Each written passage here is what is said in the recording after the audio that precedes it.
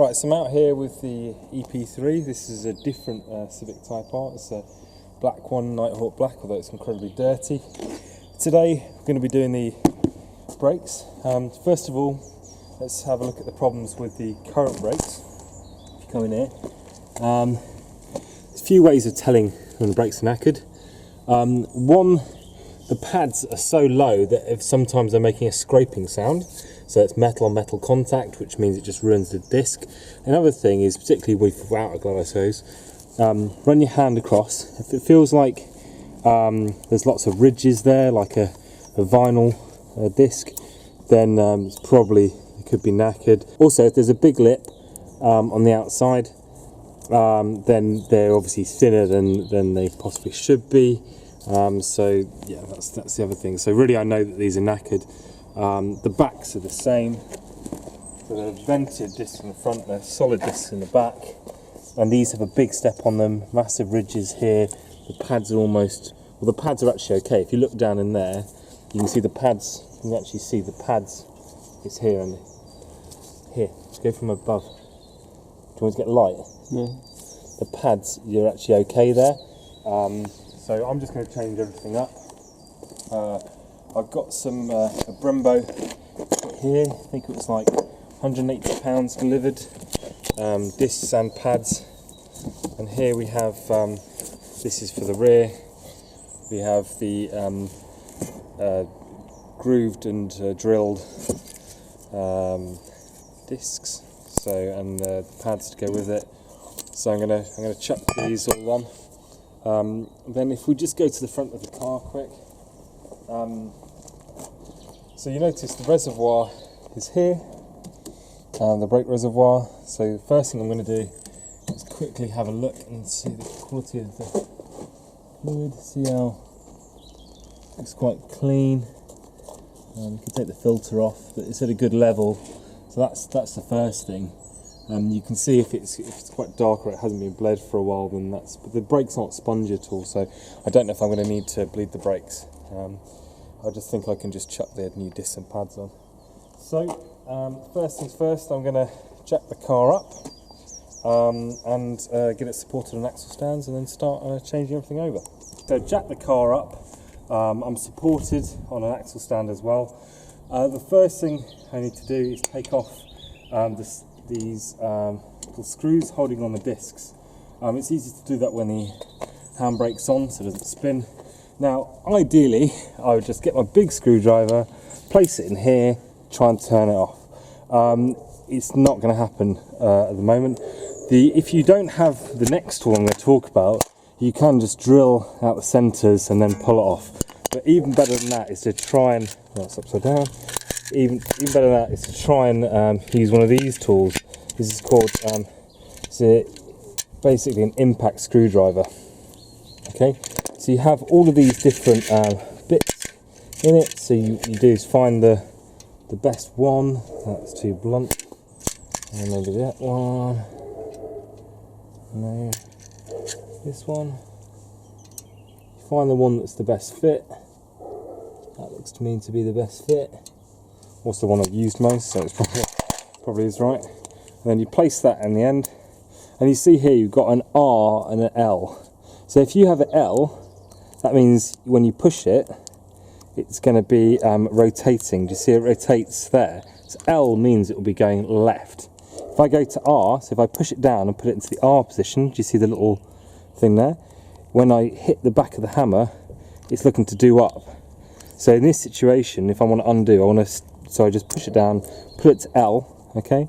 And then as I push it, it'll be looking to come out. So then, what I can do is you make sure it's in L, put it in there, hold the slack, get your hammer, club hammer, so then hold it straight. See it turn? Yeah, I did actually. So it's a quarter of a turn, and that's just enough to break it off. The good news about that is then I can unscrew these. If you have to drill the head off, you're left with that in there and you'll never get it out again, which is fine because you know this whole thing's been held on by the wheel and the bolts anyway, but it's just nice to do it properly. So that's just corroded in there. And the reason why that was corroded in there, no copper slip. See, that's how clean. No copper slip. If you put some copper slip on the threads and on the back of that chamfer, you wouldn't even have that problem. It would probably just come out with a screwdriver. So top tip for yourself, put copper slip on it, and I just wish everyone else did the same. So that's out, and then now this is loose, and I can actually take the caliper off, unwind the caliper, and then take the pads out. The handbrake down.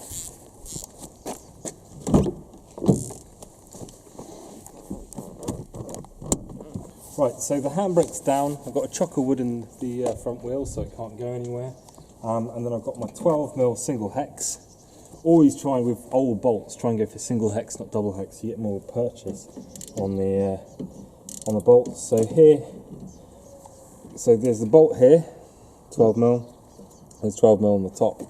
And what I want to do is basically just take up the slack and then just shock it, and then it should just come off. And then we'll do the same here. So in there, take up the slack in the ratchet, and then it should come off. It's better to shock it than just to try and pull it off. That tends to be how you twist bolts. So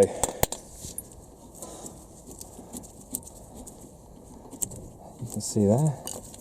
The second one. There's that one.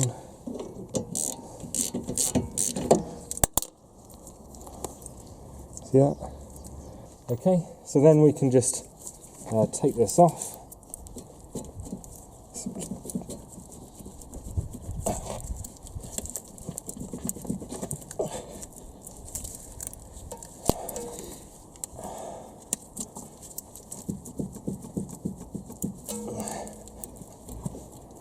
Sometimes you can just get a crowbar or something.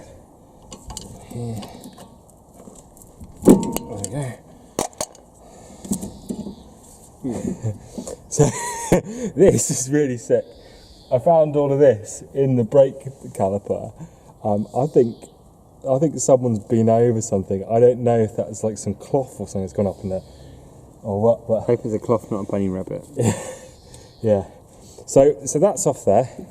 Then I just take the old pads out. So these actually pads have a lot of meat on them, but this is a bit knackered, and I want to do a full Brembo set. So these pads really, you could just carry on using. So that's out, and that's that. They've obviously been in there a while, but they're probably you could use crack on and use them. So that's how they came out. So the tang's on the one on the inside. Then I can just take this out. This again, maybe a rubber hammer would work.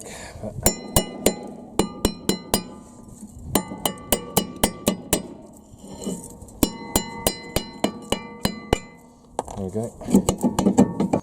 So now we need to take, in order to get this disc off, we need to take this hanger off. So if you look around the back here, you see that? Can you see that?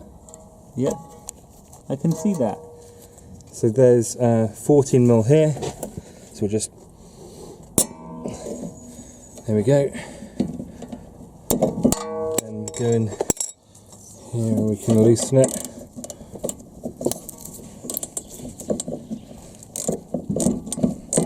Hamstrung by everything. And then there's one on the top here as well. So here's one here. Do you want the light? No, it's just the sunlight I can't see. But do you want the light to show? No. And then there's the one in here. And you can, I've already loosened it, but you can just get in there, loosen that one off, and then just take both those 14s out. I'll take this out. It's the hanger. The disc out. Put that to one side. And then what I usually do, grab your wire brush and then just clean up this.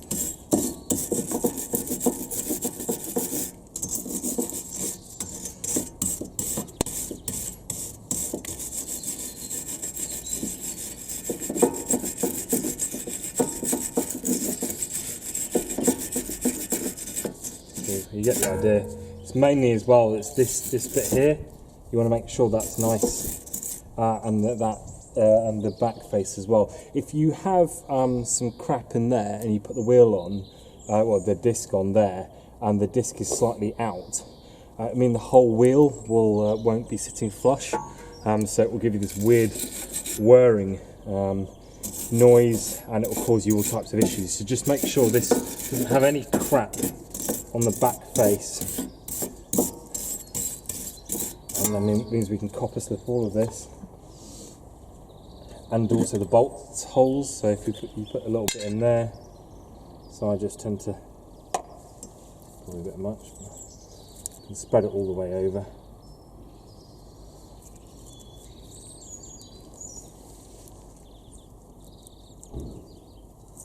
It just ensures nothing seizes on. Get some in there. Holes. You can even put some on the threads of your wheel nuts.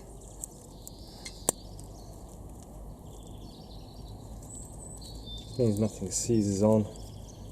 Just make sure it's not too thick a layer. Just a smother of it. Good stuff. Okay. And then the next thing I want to do is wind the calipers back in. First thing, so I'm going to first just get some copper slip on each of these bolts. When I go back to build it up, I'm just ready to do it. So copper slip in there, in here, each of the bolts. And if you come back to work on the car, you always thank yourself for putting a bit of copper slip on each of them. This one. And the little screws. Okay. Good. The copper slipped up. So now, probably change my gloves, but what I want to do is wind that piston back in, and I'll show you the brake winding tool next. So with brake calipers on the rear, you need to wind them back in.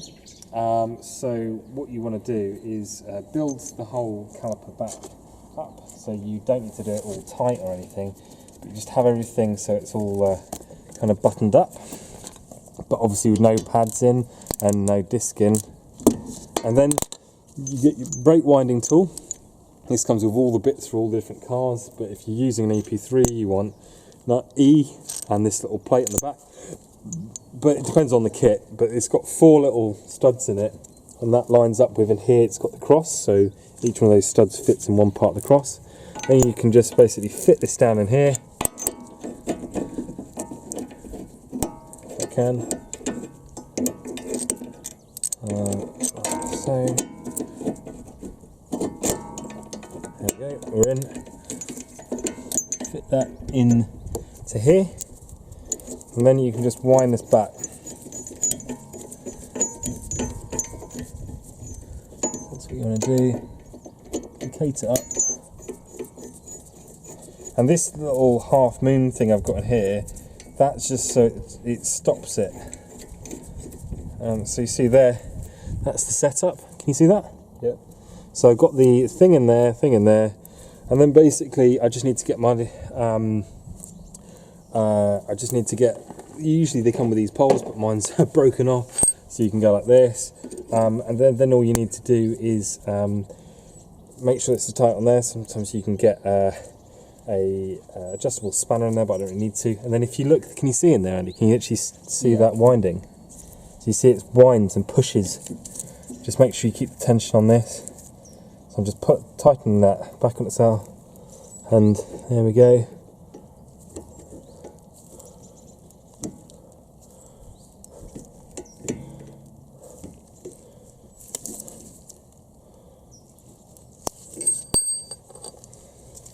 What I might do is just grab a little bit of silicone spray just on that rubber seal, because it seems like it's twisting.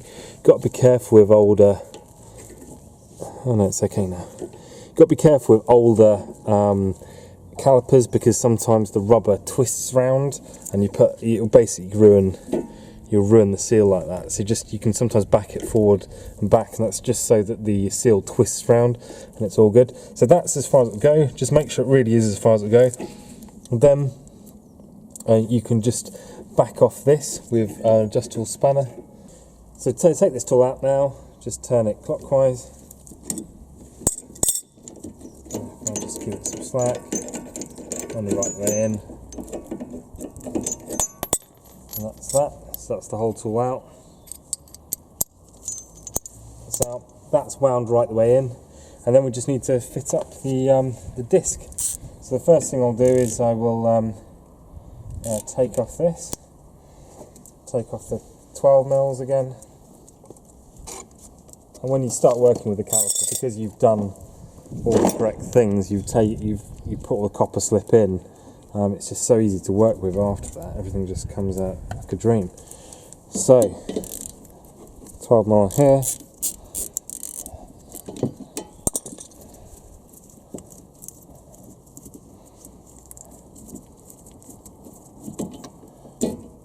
That's that.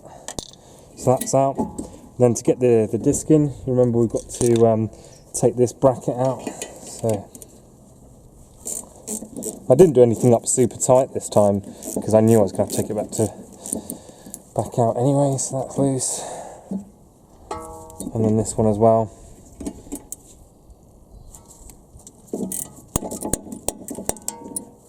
So then I'll unwound that, take that out. First thing to do, grab the new disc. Discs and pads I'm putting on, they're Brembos. If you want to grab the part numbers, these are the rears, the corresponding rear pads. These are the fronts, corresponding front pads. So we've got some alcohol spray. These discs, or all this, get sprayed in protective stuff that you want to get off, which is just useful so they don't go rusty when they're stored. Right, these are grooved discs. You notice they're the opposite of each other. Like me and you. Almost. Then so what you want to do is get some alcohol spray, rub it around there, because when these are transported, they have some, I think some spray they put on there just so they don't get rusty. So then we want it like this. So if you look at the, so this is the left-hand side of the car, you see the spiral, so it's going out towards the back of the car, and that's how this goes on. So we can just put it up like that.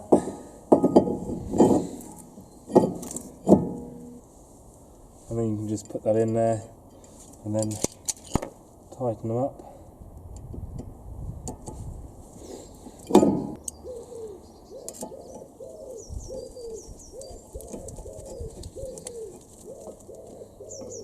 Don't go mental. You don't need to do these tight.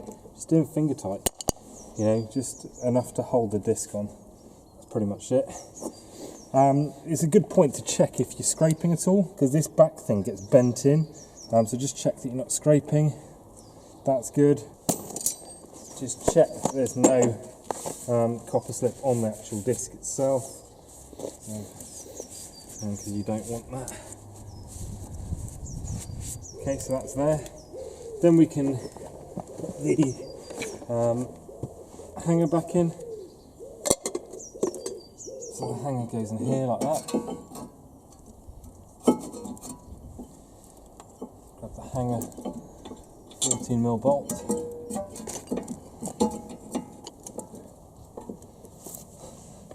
Grab the other hanger bolt.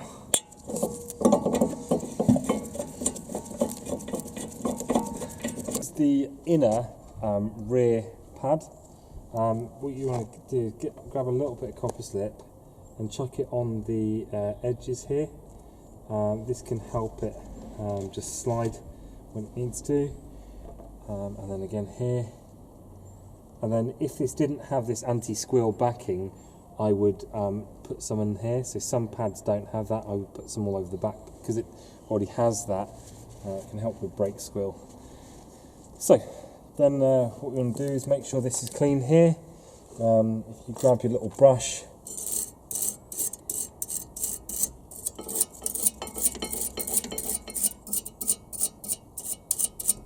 Make sure that's clean.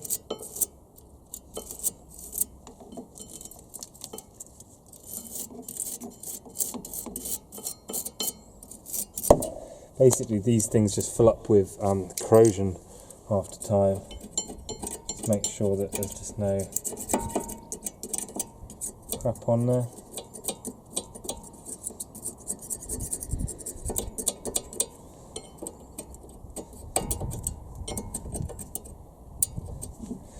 Then just grab your pad, and do you want to get round here a bit just to show you? So is that, can you see from there? So you get pads, this one's got the little thing in it, okay, and you just place it in. Okay, then grab your other pad, again, little dabs here and there, and then here and there. Okay, and then place this one in here. Same thing, do you see, just slide it up there and it goes to the edge, and that's it. Okay, then I can put my caliper over all that.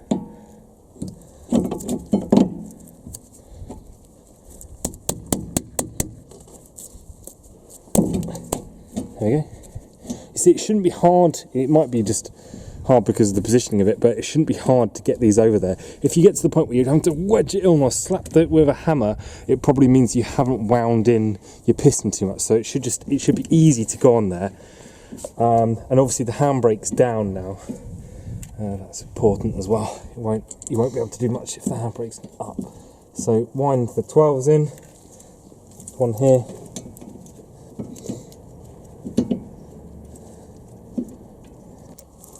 $12mm deep. Just get the angle on it.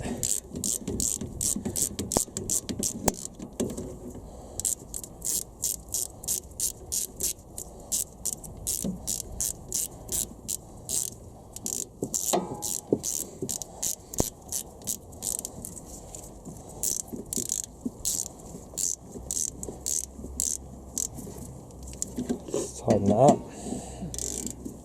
Obviously the hanger bolts, the 14s, have already been tightened up in the last step.